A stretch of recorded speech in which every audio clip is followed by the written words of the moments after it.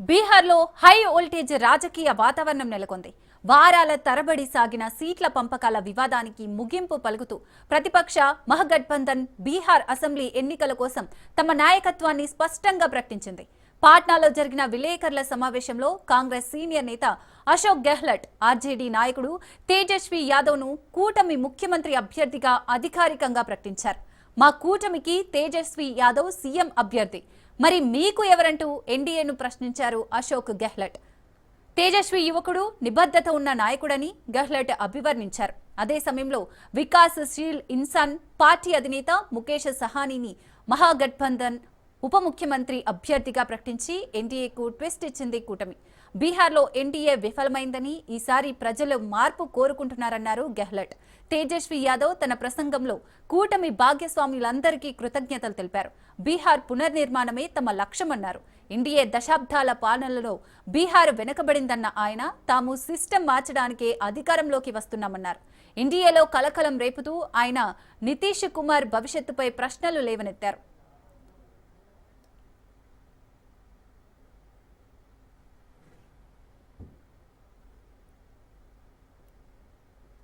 మరి ఈసారి ఎందుకు నితీష్ కుమార్ ను సీఎం అభ్యర్థిగా ప్రకటించలేదని ప్రశ్నించారు. ఇదే ఆయన చివరి ఎన్నిక అని అమిత్ షా ఇప్పటికే చెప్పారని తేజస్వి వ్యంగ్యాస్త్రాలు విసిరారు.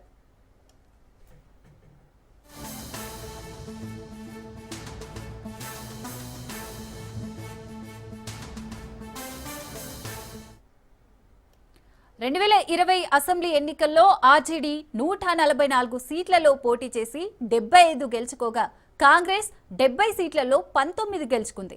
ఈసారి ఆర్జేడీ 143 సీట్లలో, కాంగ్రెస్ 59 సీట్లకు అభ్యర్థులను ప్రకటించింది.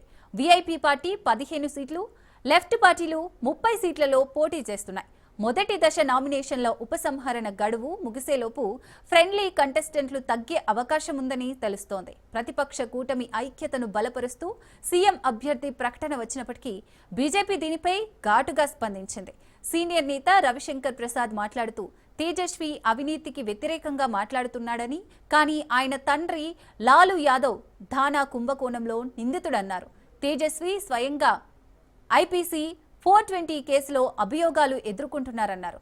మహాగఠబంధన్ జంగల్ రాజ్ రిటర్న్స్ సిండ్రోమ్లో చిక్కుకుందని విమర్శించారు. అయితే తేజస్వి మాత్రం రవిశంకర్ ప్రసాద్ ఆరోపణలను తిప్పికొట్టారు. బీహార్లో ప్రతిరోజు 200 బుల్లెట్లు పేలుతున్నాయన్న ఆయన, ఎన్డీఏ పాలన శాంతి కాదు, భయ వాతావరణం నెలకొందన్నారు. అవినీతిపై తాను రాజీ పడబోనన్నారు. రాజకీయ విశ్లేషకుల ప్రకారం తేజస్వి యాదవ్ను సీఎం ముఖంగా ప్రకటించడం ద్వారా మహాగఠబంధన్ స్పష్టమైన సంకేతమిచ్చింది. యువత, సామాజిక న్యాయం, అభివృద్ధి అనే 3 సూత్రాలతో ఎన్నికల్లో అడ్వాంటేజ్ పొందాలని కూటమి భావిస్తోంది. అయితే ఎన్డీఏ తన అభ్యర్థిని ఎప్పుడు ప్రకటిస్తుందో, నితీష్ కుమార్ పాత్ర ఏంటన్నది ఇప్పటికీ డౌట్గానే ఉంది. బీహార్ ఎన్నికల రణక్షేత్రంలో ఓవైపు యువ తేజస్వి ఉత్సాహం, మరోవైపు ఎన్డీఏ అనుభవం పోటీ పడుతున్నాయి. ఎవరి వ్యూహం బీహార్ ప్రజల హృదయాన్ని గెలుస్తుందో నవంబర్ 14న తేలనుంది.